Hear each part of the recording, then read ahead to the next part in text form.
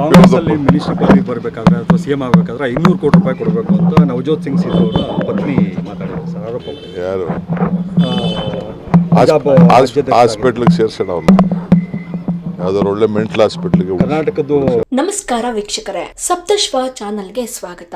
ಕರ್ನಾಟಕದಲ್ಲಿ ಇಂದು ಅಧಿವೇಶನ ಆರಂಭವಾದ ಸಂದರ್ಭದಲ್ಲಿ ಉಪಮುಖ್ಯಮಂತ್ರಿ ಡಿಕೆ ಶಿವಕುಮಾರ್ ನೀಡಿದ ಹೇಳಿಕೆ ಇದೀಗ ರಾಜಕೀಯ ವಲಯದಲ್ಲಿ ಚರ್ಚೆಗೆ ಕಾರಣವಾಗಿದೆ. ಹಿಂದಿನಿಂದ ಅಧಿವೇಶನ ಶುರುವಾಗ್ತಿದೆ, ಆದರೆ ನಾನು ಹೈದರಾಬಾದ್ ನಲ್ಲಿ ನಡೆಯುತ್ತಿರುವ ರೈಸಿಂಗ್ ಗ್ಲೋಬಲ್ ಸಮಿಟ್ ನಲ್ಲಿ ಭಾಗವಹಿಸಲು ತೆರಳುತ್ತಿದ್ದೇನೆ. ನಮ್ಮ ನೆರೆಯ ರಾಜ್ಯದಿಂದ ಕರೆ ಬಂದಿದೆ, ಅದಕ್ಕಾಗಿ ಹಾಜರಾಗುತ್ತಿದ್ದೇನೆ ಎಂದು ಸ್ಪಷ್ಟಪಡಿಸಿದ್ದಾರೆ. ಮಾಧ್ಯಮದವರು ಉತ್ತರ ಕರ್ನಾಟಕದ ಸಮಸ್ಯೆಗಳ ಕುರಿತು ಕೇಳಿದ ಪ್ರಶ್ನೆಗೆ ಪ್ರತಿಕ್ರಿಯಿಸಿದ ಡಿಕೆಶಿ, ಉತ್ತರ ಕರ್ನಾಟಕದ ಸಮಸ್ಯೆಗಳಿಗೆ ಉತ್ತರ ನೀಡಬೇಕಿರುವುದು ಕೇಂದ್ರ ಸರ್ಕಾರ.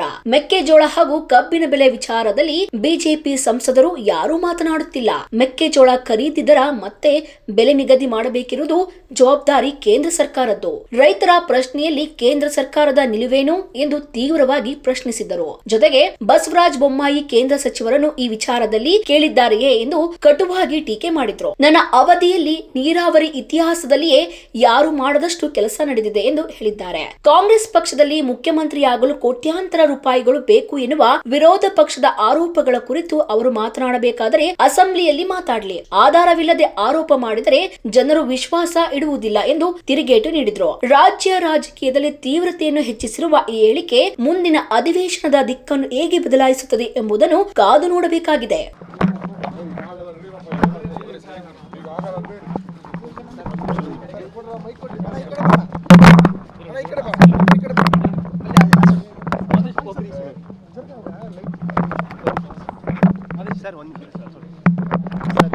ಅಧಿವೇಶನ ಶುರು ಆಗ್ತಿದೆ, ಉತ್ತರ ಕರ್ನಾಟಕದಲ್ಲಿ ಸಾಕಷ್ಟು ಸಮಸ್ಯೆ ಇದೆ, ಅದಕ್ಕೇನೋ ಪರಿಹಾರ ಸಿಗುತ್ತಾ ಅಂತ ನೋಡಿ. ಕೇಂದ್ರ ಸರ್ಕಾರದವರು ಉತ್ತರ ಕರ್ನಾಟಕದ ಸಮಸ್ಯೆಗೆ ಉತ್ತರ ಕೊಡಬೇಕಾದವರು. ಈಗಾಗಲೇ ನಾವು ಮುಖ್ಯಮಂತ್ರಿಗಳು ಎಲ್ಲ ಸೇರಿ ಮೆಕ್ಕೆಜೋಳದ ವಿಚಾರದಲ್ಲಿ, ಕಬ್ಬಿನ ವಿಚಾರದಲ್ಲಿ ಬಹುಶಃ ಸರ್ಕಾರಕ್ಕೆ ಭಾಳ ದುಬಾರಿ ಆಗುವಂಥ ತೀರ್ಮಾನಗಳನ್ನು ನಾವು ತೆಗೆದುಕೊಂಡಿದ್ದೇವೆ. ಮೆಕ್ಕೆಜೋಳ ಖರೀದಿ ಮಾಡೋಕ್ಕೆ ಇಲ್ಲಿವರೆಗೂ ಕೇಂದ್ರ ಸರ್ಕಾರ ಬಾಯಿ ಬಿಟ್ಟಿಲ್ಲ. BJP ಸಂಸತ್ ಸದಸ್ಯರು ಏನಿದ್ದಾರೆ ಅವರು ಎಲ್ಲ ವಿಚಾರದಲ್ಲೂ ಇವತ್ತವರೆಗೂ ಧ್ವನಿ ಎತ್ತಿಲ್ಲ. ಅವ್ರಿಗೆ ಅರಿವಿಲ್ವೇ? ಈಗ ಬೊಮ್ಮಾಯಿ ಅವರು ಹೇಳ್ತಾ ಇದ್ದಾರೆ ನಾವು ತಗೋಬೇಕು, ನಾವು ಸೆಂಟ್ರ್ ಮಾಡಬೇಕು ಅಂತ.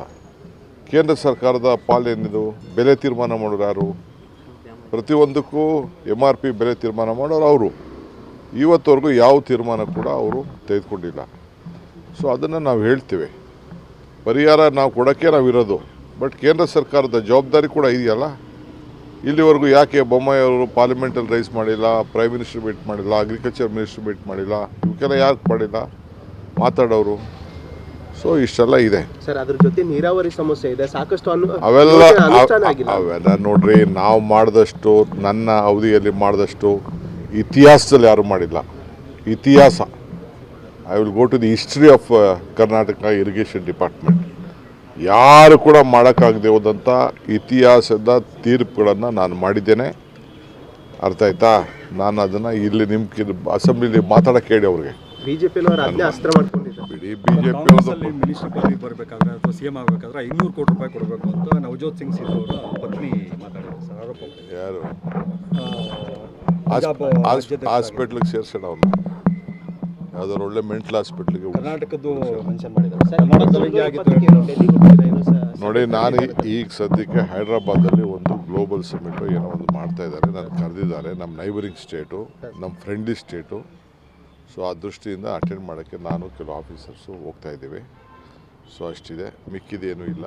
ಆಮೇಲೆ ಅದೆಲ್ಲ ಮಾತಾಡೋಣ. ನೋಡಿದ್ರಲ್ಲ ವೀಕ್ಷಕರೇ, ಇದೇ ರೀತಿಯ ಇನ್ನಷ್ಟು ಹೊಸ ವಿಡಿಯೋಗಳಿಗಾಗಿ ನಮ್ಮ ಸಪ್ತಶ್ವ ಟಿವಿ ಕನ್ನಡ ಚಾನೆಲ್ನ ಸಬ್ಸ್ಕ್ರೈಬ್ ಮಾಡಿ, ಲೈಕ್ ಮಾಡಿ, ಶೇರ್ ಮಾಡಿ. ಧನ್ಯವಾದಗಳು.